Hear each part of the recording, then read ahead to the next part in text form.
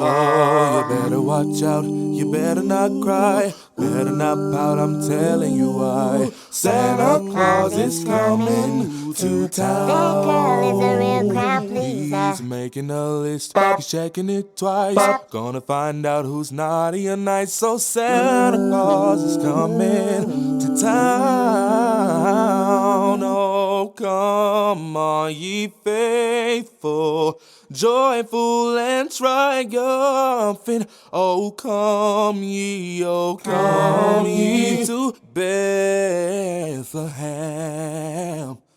Come and behold him, born the King of angels. Oh, come, let us adore him. Oh, come, let us adore him. Oh, come, let us adore him, Christ the Lord. Look what you done. I'm a mother of joy to the world. The Lord has come to hear what I hear. Been here all Been night. here all night, baby. I've been here all day. Been here all day, baby. And boy, you got me running side to side.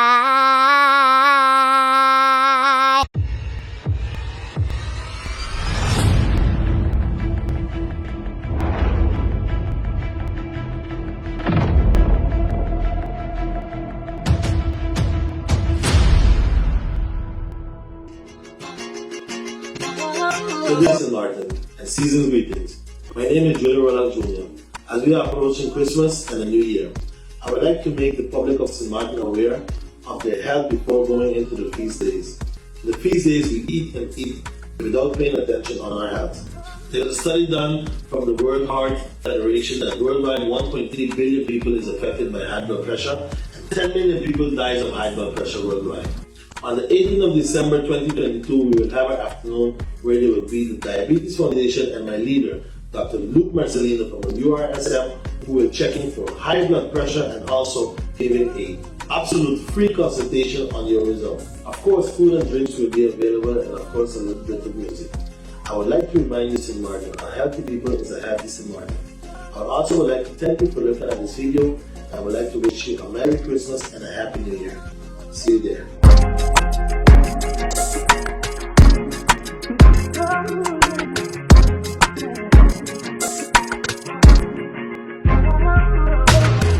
To recognize that it is not a reduced overtime payment. It was the action of the minister back then was to comply and adhere to the law as it was written, because what was being applied before was a draft that had never gone through the proper procedure to be approved, and that in itself was not proper. The Rex Positi now is going to grant the officers the figure that they wish to have and was using prior to my action.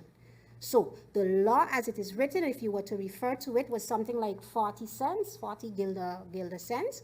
And unless you can show me different, the law was provided to me. But what the Rex Positi now is going to do is make it legal. Thank you. One question pertaining to this. This is good news for my police force, because I came from the department itself. For clarity, that means the police will be expected something for Christmas? The payment will be expected for Christmas, for clarity's sake. And also, I would like to know, for some police officers want to know how percentage will be coming out of the taxes, like what number would it be coming out? They would like to know, would it be continuous or is it a one-time thing only? That's all, because you say some of them will be paying out in proportions. Thank you, MP, for your question. So first and foremost, it is the goal. I'm going to be very particular in how I answer this question, because the intention, the goal is to be able to get this done in time for Christmas. That would be wonderful. What I don't want is anyone to say, Minister, you said it's going to be paid, but that we have to be careful with that. In addition to that, the payroll for December, there's a cutoff period, so we have to see how that works out. Nevertheless, the objective of the Ministry of Justice, again, coming back to my actions of hiring a company out of Curacao to help us expedite this, is because that is my goal, to reach before the end of the year to make the payment, and I'm hoping that we can be successful with it.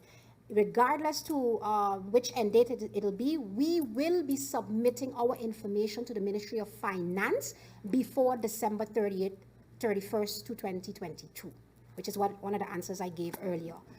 With regards to your question, that's a lot of breakdown, and I guess the tax office as well can give us indication as to what sort of taxes are applied, or they can give us the opportunity that when we receive the spreadsheet from the company who's assisting us, that will be listed in the Excel sheet that will be used to identify the amount each person will receive. Okay? There has been some news regarding the Netherlands, the Dutch state, the kingdom, with the intention on December 19th to make an apology for slavery, as it has been called.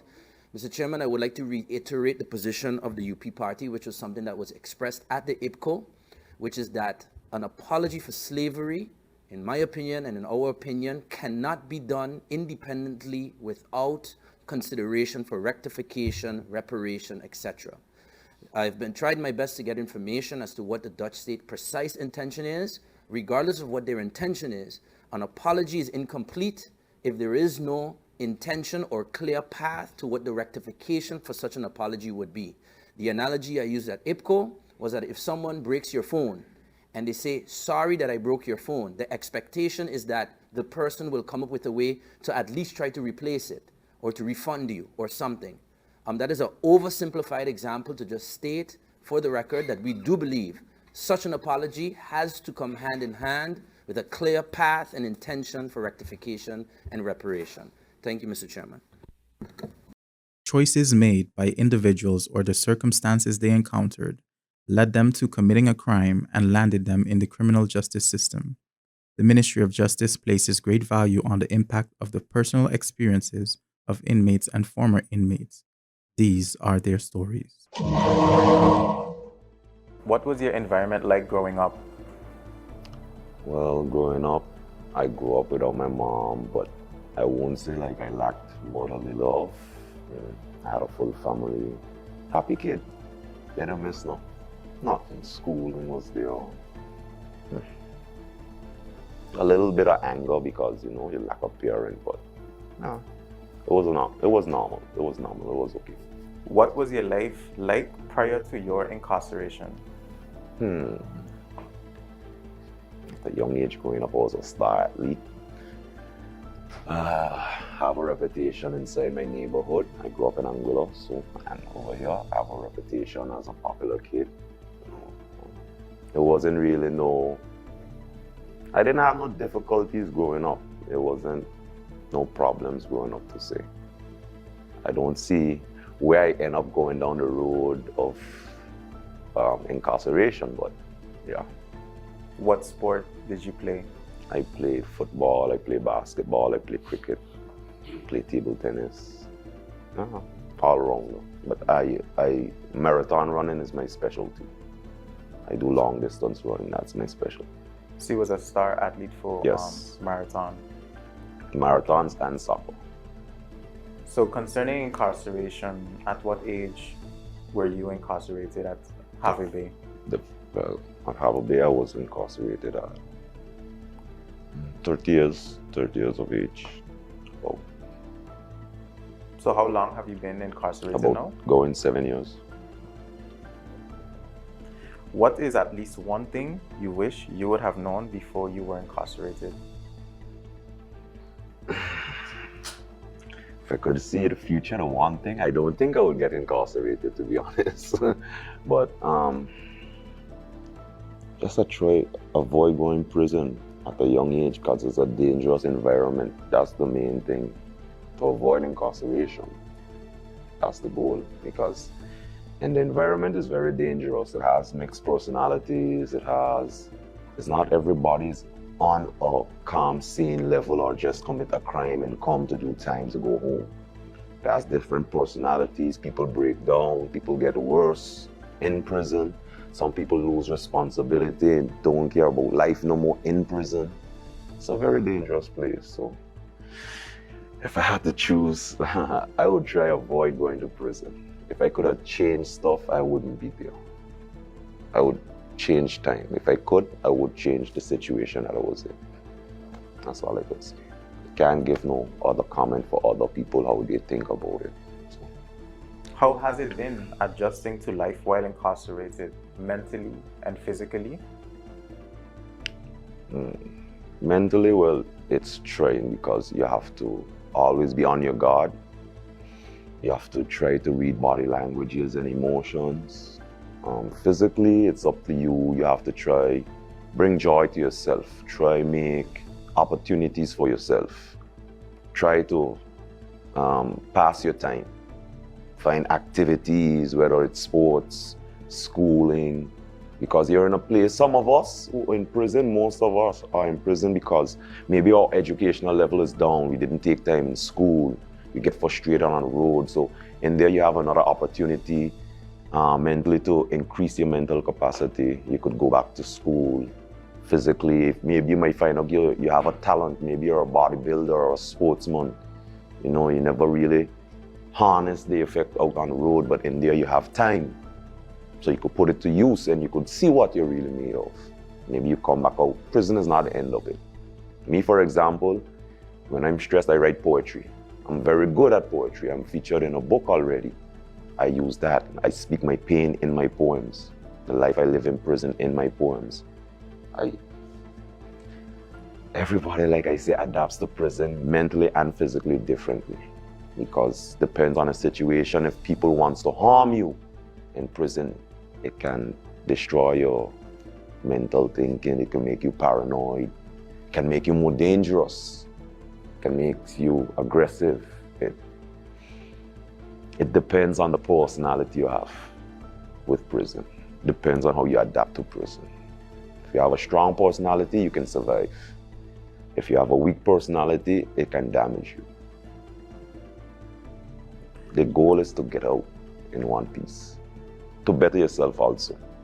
To get out in one piece is the main goal. What has kept you going strong while in prison?